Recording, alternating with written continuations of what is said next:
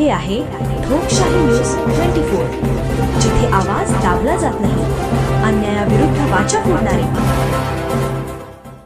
महसूल आयुक्त कार्यालयासमोर बेमुदत उपोषण, अधिकाऱ्यांवर गंभीर आरोप. नाशिक. माहिती अधिकार कार्यकर्ता, न्याय हक्क परिषद महाराष्ट्र राज्याचे संस्थापक अध्यक्ष सूर्यकांत चिंतामण भालेराव यांनी दिनांक 16 मार्च 2024 पासून नाशिक रोड येथील महसूल आयुक्त कार्यालयासमोर बेमुदत आमरण उपोषण सुरू केले आहे. या उपोषणामागे गंभीर आरोप समोर आले असून जिल्हा परिषद सार्वजनिक बांधकाम विभाग उत्तर मधील कार्यकारी अभियंता बाळासाहेब बी ननवरे आणि त्यांच्या अधीनस्थ उपविभागीय अभियंता रवींद्र सी पिसे यांच्यावर नियमबाह्य कामे पूर्ण दाखवणे आणि शासन निधीमध्ये कथित भ्रष्टाचार केल्याचा आरोप करण्यात आला आहे.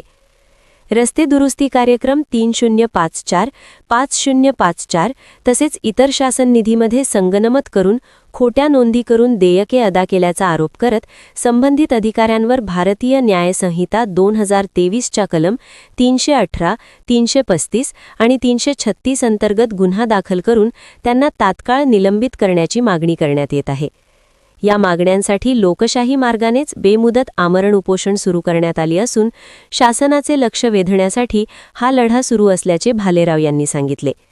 दरम्यान या आंदोलनामुळे प्रशासनाचे लक्ष वेधले गेले असून पुढील कारवाईकडे सर्वांचे लक्ष लागले आहे. ठोकशाही न्यूज 24 साठी छाया येवले, नाशिक.